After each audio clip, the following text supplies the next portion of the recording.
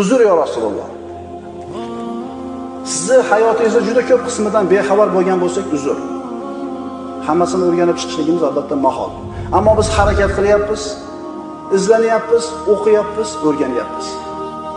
Agar biz sizni sunnatingizni tatbiq qilishlikda noqislik qilayotgan bo'lsak, uzr ya Rasululloh. Bu sunnatga bo'lgan beparvoligimizdan emas. Allohga qasamki, biz aniq bilamiz, hamma yaxshiliklar sunnatga ergashishlikda. Sunnat rahmat bilan to'lib toshganini yaxshi bilamiz. Siz buyurgan narsaga amal qilishlikka, toqatimiz yetganicha amal qilishlikka va'da beramiz. Va o'zimiz, oilalarimiz, farzandlarimiz, yaqinlarimizga mana shu hikmatni yetkazishlikka, ularga mana shu narsani odatlantirishlikka va'da beramiz. Agar yo Rasululloh sizni biror bir hadisingiz aytilmagan yoki sizni hayotingizdan bir narsa gapirilmagan kunimiz o'tsa, biror kunimiz sizdan uzr so'raymiz. Albatta bu narsa birodarlar, mol va dunyoyimiz siz bilan bizni chalg'itib qo'yganligidan. Allohga qasam bu nifoq yoki kufr sababli emas. Faqatgina noqislik sababli.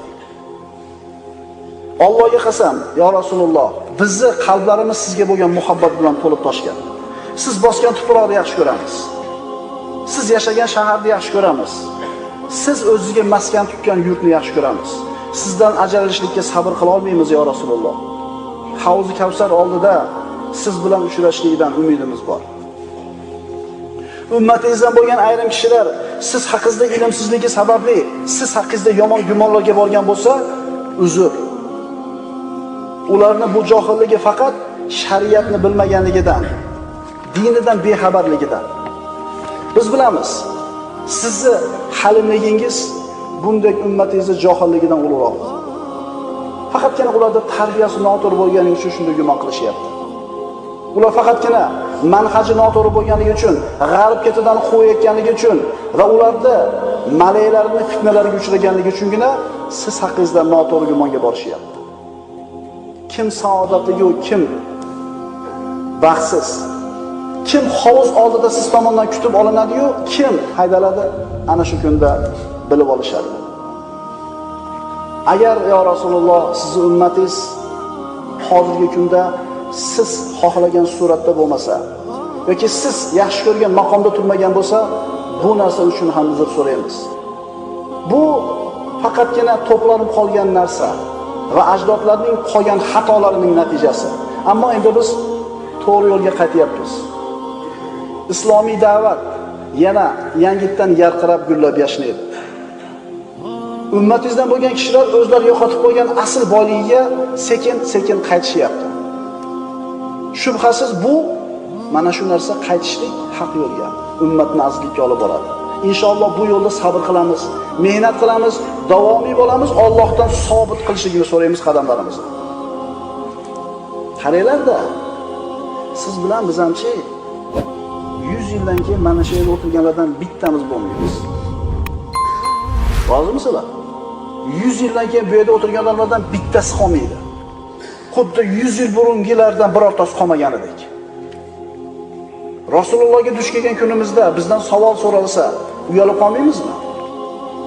Meni sunnatimni tatbiq qilishlikda, meni dinimga yordam berishlikda biron g'ishni ustiga qo'yganmisan desa, yer chizib qolmaymizmi?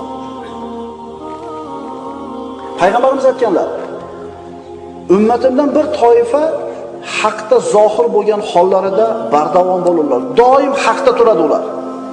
To Allohning amri kelgunicha ularni xorlaganlar ularga zarar yetkaza olmaslar. Parvardigor ana shu bandalarning qatorida qo'ygan biz. Haqda sobit turib, Allohning hukmi kelguncha dinga ansor bo'lgan kishilardan qilgan. Albatta ya Rasululloh, biz siz qilgan ishni, sahobalaringiz qilgan ishni qila olmaymiz, qila olmayapmiz, ammo umidimiz bor. Chunki siz bizni ishontirib aytgansiz, annal mar'a yuhsharu ma'a man ahabba. Kishi o'zi yaxshi ko'rganlari bilan qiyomatda birga tiriladi degansiz. Biz sizni yaxshi ko'ramiz, sahobalaringizni yaxshi ko'ramiz. Garchi amalimiz yetmasa ham, sizlarning qatorlarda bo'lishidan umidimiz bor. Alloh taolo kamchiliklarimizni kechirishini, ayblarimizni berkishini, xatolarimizni avf qilishini, darajalarimizni ko'tarishini va Alloh ularga iymon qilgan kishilar, nabiylar, siddiqlar, shahidlar, solih bandalar qatorida qilishini so'raymiz. Bu bahsga qo'shilish kerak bo'lgan narsa juda ham ko'p edi. Ammo takror bo'lib qolishidan qo'rqib yoki cho'zilib ketishidan qo'rqib qo'sha olmadik. Ko'p narsa. Biz basharmiz.